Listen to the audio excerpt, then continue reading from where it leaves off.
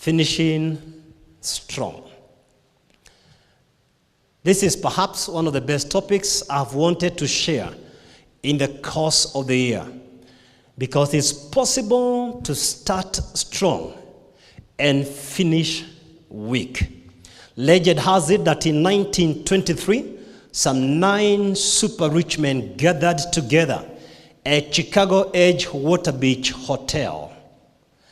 According to some estimates, the combined wealth of these 9 gentlemen exceeded the wealth of the United States government then. No doubt that these men had the guts and the wits to build business empires and accumulate wealth.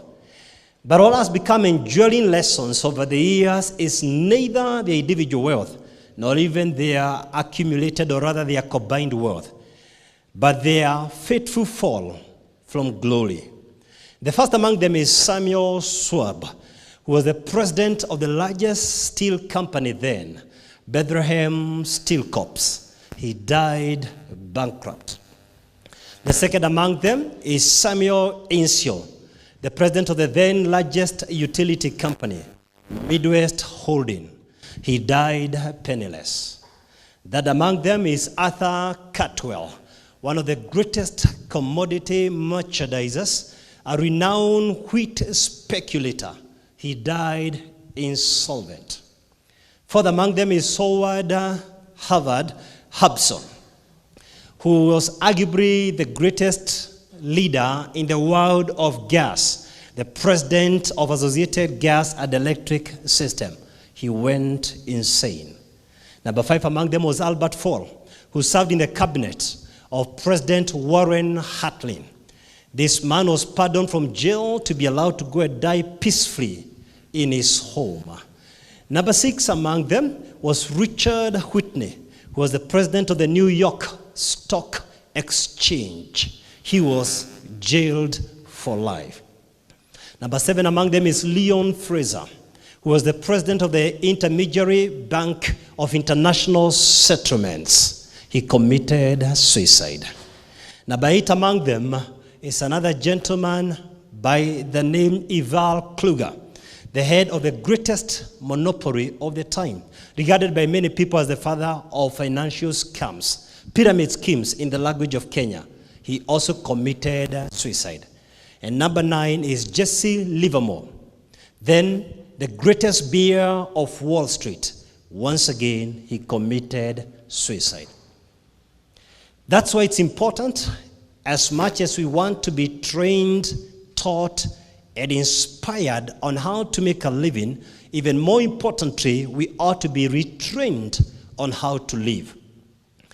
You see, water is necessary for the ship not only to float, but also to move. But if the sea waters get into the ship, then the ship is faced with existential problems. Money is necessary for us to operate. It's a vehicle that can take us wherever we want, but should never replace us as the driver. When money gets, or rather the love of money gets into our heads and our hearts, then that which was supposed to be a good means of living becomes a means of destruction. It begins to destroy us. And that's why in this club, we never teach the art of pursuing money, but pursuing purpose, so that success may pursue us. Specifically tonight, I would like us to go back to where we began in January and find out how to finish strong, number 1, mentally. That is in the area of personal growth and development. Number 2, I want to discuss about how to finish strong relational-wise in our relationships. Number 3, I'll discuss with us how to finish strong in our careers. Number 4, I'll discuss how to finish strong financially, stroke economically. Number 5, and the last one, I'll discuss about how to finish strong in our health. Number 1, finishing strong mentally, or rather finishing strong in our personal growth and development. The question before us, is it possible to be successful in other areas of life and yet fail in our attitudes in our worldviews. One of the most recognized and most popular men of the 20th century, Sigmund Freud, the groundbreaking genius of modern psychotherapy with very many popular titles behind his name. For instance, the ego and the id, the uncanny, the unconscious, civilization and its discontent, the contributions to the theory of sex, the interpretation of dreams, an introduction to psychoanalysis. The list goes on. While he reached the top of his profession, contributed immensely to academia and otherwise, his attitude brought him down. He believed that life is full of sorrows and anguish and misery, and we can only hope on death as the deliverer. He decided to take cocaine to deal with his recurrent migraine and depression. He not only took cocaine, but recruited many people and became an early proponent of the drug as a stimulant and painkiller. He finally died a miserable person because he lost it in his mind. What I'm going to share with you now, in the next 5 minutes, I believe is the most liberating truth you'll ever hear about your mind. The highest level of intelligence is mastery. The real question before us, what have you mastered? What could be limiting you from mastery? As I speak with you tonight, your blood is flowing at the right pace. You're having the right heartbeats. Your body is digesting and assimilating food. You are breathing, yet you're listening to me and writing down notes, sensing the temperature of the whole, all at the same time. What is making you to be able to do all that? Your subconscious mind. Some scientific estimates suggest that the subconscious mind can perform 60 quadrillion operations per second. Your subconscious mind is incredibly powerful. Powerful than any human computer that has ever been imagined. But as powerful as your subconscious mind is, it has one major limitation. Your subconscious mind cannot distinguish between real events from what you think of. That's why if you experience a nightmare, you will react as though you are literally under attack. If you critically, intensely think about sex, your body responds as though you are doing it. You know, a medical doctor in an experimentally designed research decided to connect a device to the muscle fibers of a professional athlete, a professional skier. He closed his eyes and then advised the athlete to think intensely about skiing downhill without moving his muscles. The mere act of just thinking about skiing produced a similar effect as though he were literally skiing downhill.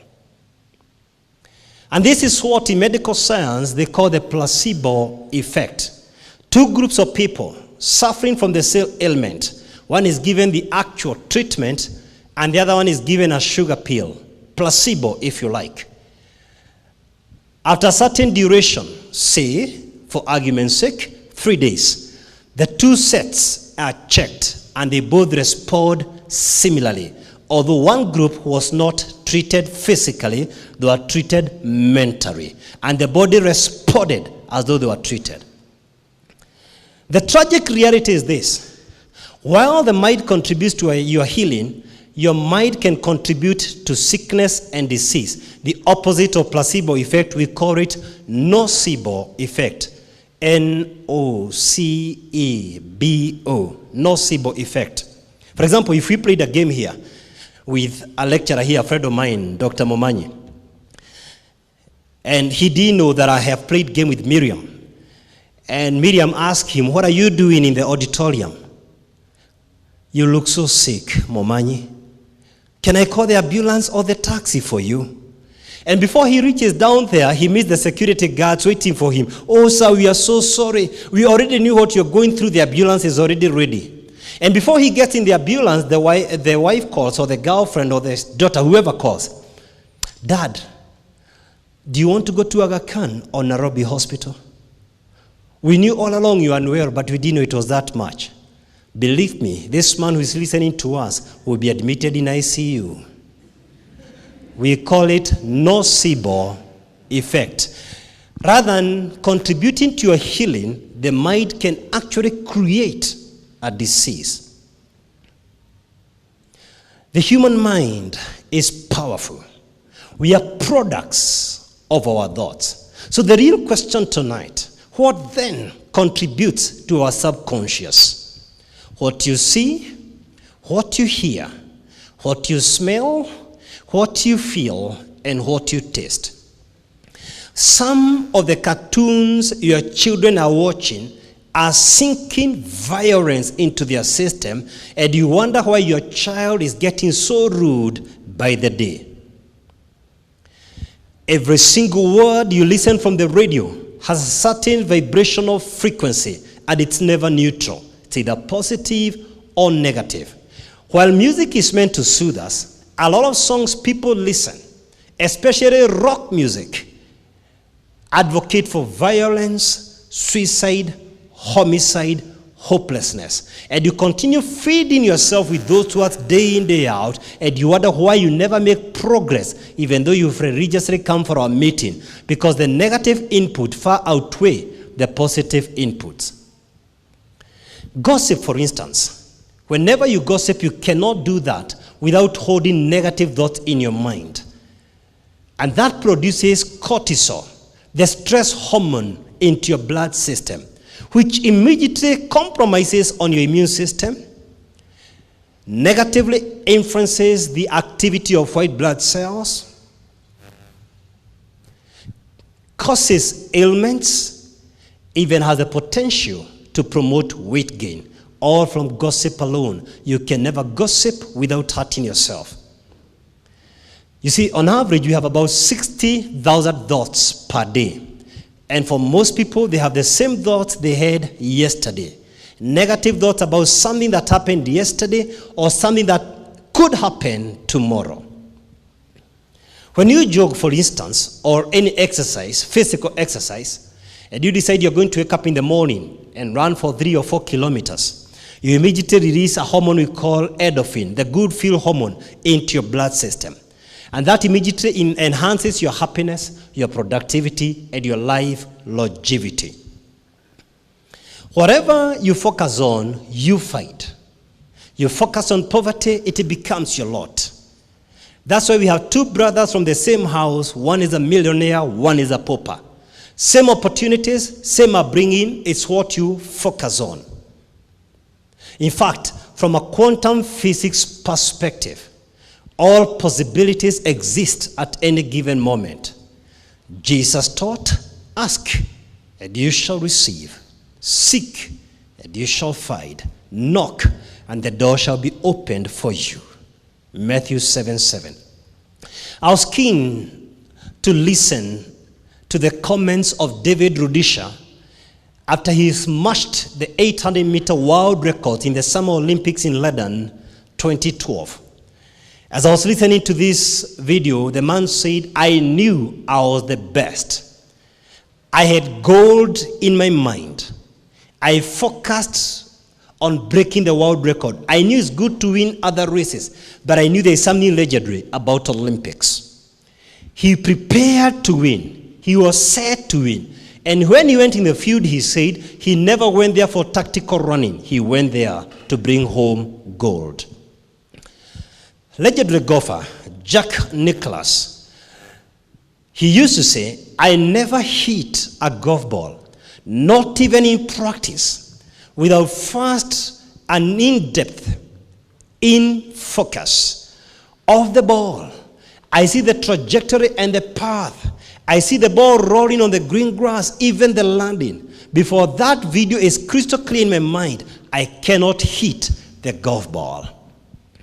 I tell you, precious friends, ladies and gentlemen, I seriously identify with Jack Nicklaus in my public speaking career.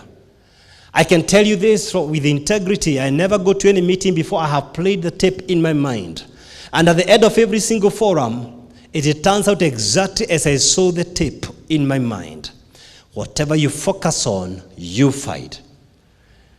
A loving person lives in a loving world. A hostile person lives in a hostile world. 2 weeks ago, one of our crew leaders who is in this meeting and I were doing some training in Mombasa. The taxi driver, we had told him to pick us at 5 p.m.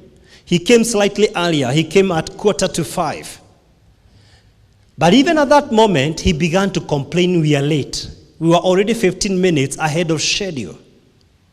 By the time we were reaching the highway, the guy complained that the truck drivers don't know how to drive. They want to hit his car. In just about a minute later, he complained about the motorbike riders. These guys who train them, what's wrong with them? Just a minute later, there was a bump. And now he complained that the government has put up a bump to destroy his shock absorbers. I mean, there was so much negative energy within 5 minutes. I told him, sir, please don't talk again. Depend on my faith alone. Please, my faith is enough to take us to the airport. And guess what? When we reached the airport, they announced a 2-hour delay. Where was this guy hurrying to? You see, there are people who live believing everything has conspired against them. There are conspiracies against them. And I want to invite you to get out of that world and join the world that believes the whole world is in your favor. Everything works for you.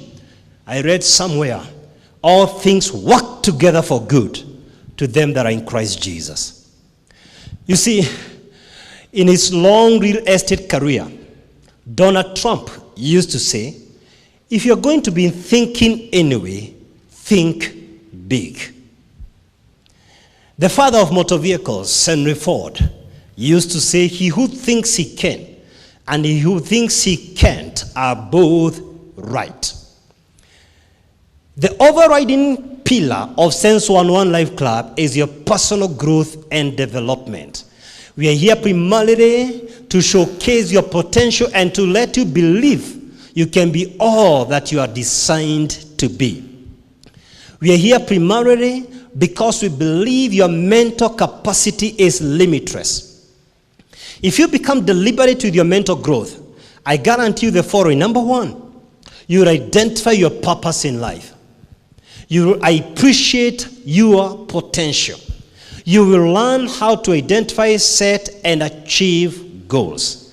You'll be better in understanding yourself and understanding the people around you. You enhance your personal brand and your self-esteem and your self-confidence. You will finish strong. Have you been blessed by this video? Please like and share with family, friends, and colleagues. Great people are either sources of light or they are mirrors that reflect the light. Be a channel of blessings to others and hit the subscribe button to enjoy thousands of my videos free of charge.